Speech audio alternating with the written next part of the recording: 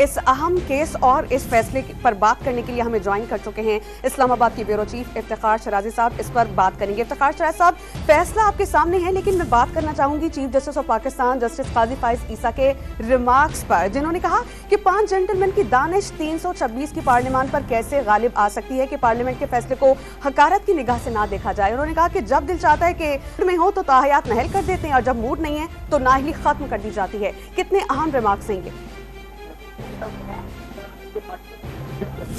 शराजी साहब सुन रहे हैं आप मुझे?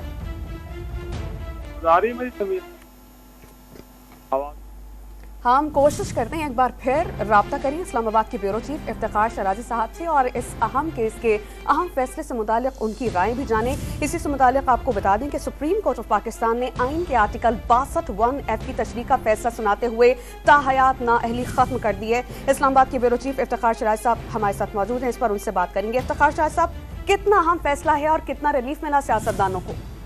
जी, मैंने आपका पहला सवाल भी सुना था और उसी पे मैं रिस्पॉन्ड करना मैं जरूर सुनना चाहूंगी आपका जवाब उन अहम रिमार्क्स पे शराजी साहब।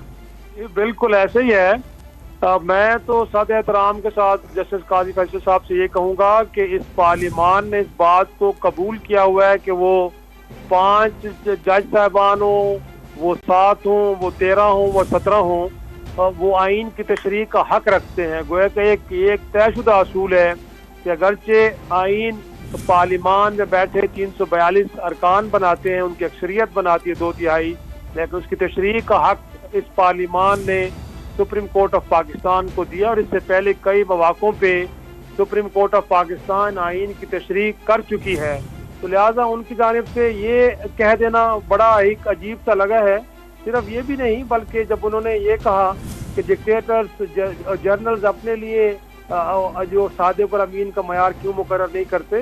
तो मेरा ख्याल में अगर इस तरह की शिकें किसी डिक्टेटर के दौर में आईने पाकिस्तान में शामिल की भी गई तो मैं समझता हूँ कि 2018 की तरमीम के बाद अगर डिक्टेटर्स के दी हुई इन शिकों को निकालना था तो पार्लियामान निकाल सकती थी, लेकिन नहीं निकाला गया बल्कि इनको बाकी रखा गया। अब मामला ये है कि ये फैसला तो आ चुका है, इसमें 2-3 चीजें बड़ी अहम हुई हैं। मेरे ख्याल में उनका जिक्र नाज़रीन के लिए करना बड़ा जरूरी है। अगर हम पहले भी इस पे बात कर चुके हैं, एक तो यह है कि जो सुप्रीम कोर्ट ने इससे पहले आइन की तशरीह की गई, इस फैसले के नतीजे में एक नई नज़ीर कायम की गई है कि किसी मामले पे अगर कोई सुप्रीम कोर्ट ने असूल तय कर दिया हो तो उसके बावजूद भी सुप्रीम कोर्ट ऑफ पाकिस्तान का कोई बेंच उस मामले को रिविजिट कर सकता है और उसको कलअदम करार दे सकता है। तो ये इससे पहले हमने इस तरह नहीं देखा, ये पहली बार हुआ है इस तरह। और साथ में ये कि ये भी आज एक असूल तय हो गया है कि अगर सुप्रीम फैसला आईनी तशरीह के हवाले से उसको बालादस्त तस्वर किया जाता है और साथ में आइन की जो शिकें हैं वो एक्ट से बालातर तस्वर होती हैं, लेकिन आज के फैसले से ये एक नया असूल भी तय हुआ है कि अगर कोई पार्लियामान सादा अक्सरियत से भी किसी कानून में तरमीम कर दे